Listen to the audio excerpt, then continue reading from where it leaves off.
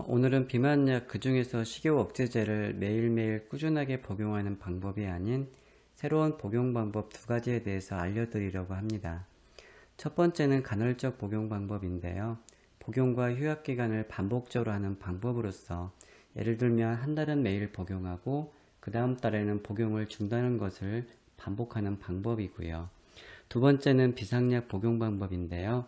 평소에는 스스로 식욕 조절을 잘하다가도 꼭 폭식이 오는 특별한 상황, 예를 들면 생리전, 스트레스 또는 잦은 외식과 회식 때 식욕 조절이 잘 안 될 때만 복용하는 방법이지요.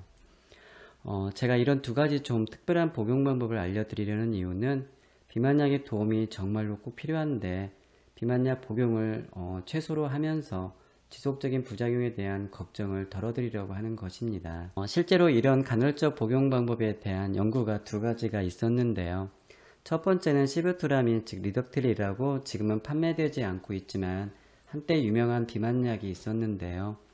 1년 동안 매일매일 지속적으로 복용한 경우와 복용과 중단을 반복적으로 한 간헐적으로 복용한 경우에 대한 체중 감량 비교 연구가 있었어요.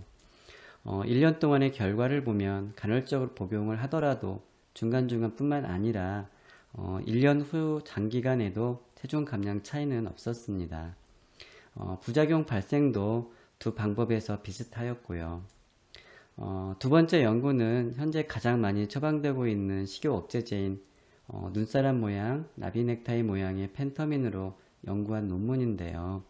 지금까지 연구들을 보면은 대부분의 비만약들은 꾸준히 복용해도 보통 3개월에서 6개월부터는 더 이상 감량이 안 된다고 알려져 있지만 펜터민 성분의 식욕 억제제는 3개월 이후뿐만 아니라 6개월 이후에도 지속적으로 체중 감량이 잘 되고 있으므로 현재 여러분들이 간헐적 복용을 하게 된다면 좀 더 체중 감량이 오래 지속되는 펜터민이 될 것이므로 잘 들어주시기 바랍니다.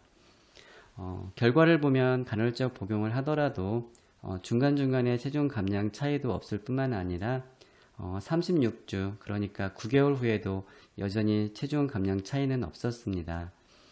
부작용 발생도 두 방법에서 통계상으로는 비슷하다고 나왔지만 간헐적으로 복용하는 경우에서 좀 더 부작용 발생에 더 많은 경향을 보이고 있지요. 제가 부작용편에서 이미 설명했듯이 비만약 즉 펜터민 같은 식욕 억제제는 초기 일주일에 길게는 2주까지 과반응 즉 반응이 기대보다 좀 강하다고 했었지요. 그래서 너무 식욕이 떨어지면 식욕 억제제를 꼭 반할로 줄이라고 했었던 거 기억하시죠? 따라서 간헐적으로 매번 새롭게 복용을 시작할 때마다 초기에 자연적으로 나타났던 그 부작용들을 또다시 경험하기 때문이죠. 실제로도 이렇게 복용하면서 매번 반복되는 부작용 때문에 힘들다는 분들이 종종 계시는데요. 그런 분들이라면 식욕 억제제 용량을 낮추어서 복용하거나 좀 더 약한 다른 식욕 억제제로 교체해야 합니다. 그래서 저는 간헐적 복용을 처음부터 하기보다는 비만약을 줄여가는 과정에서 시도해 볼 수 있는 방법이고요.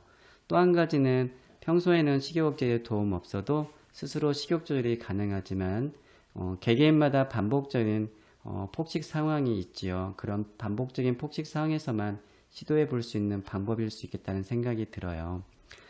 예를 들면 여자들의 경우에는 생리전 증후군의 한 증상으로 매번 생리전에 식욕이 증가할 때, 그리고 스트레스 때 식욕이 폭발하는 분, 그리고 외식이나 회식 때 유난히 식욕 조절이 잘 안 되는 분들에게 그런 비상 상황에서만 복용하는 일종의 비상약처럼 복용하는 방법으로 간헐적 복용을 추천드리지만 엄밀히 말해서는 비상약 개념은 간헐적 복용 방법을 응용한 새로운 방법이라고 볼 수 있어요.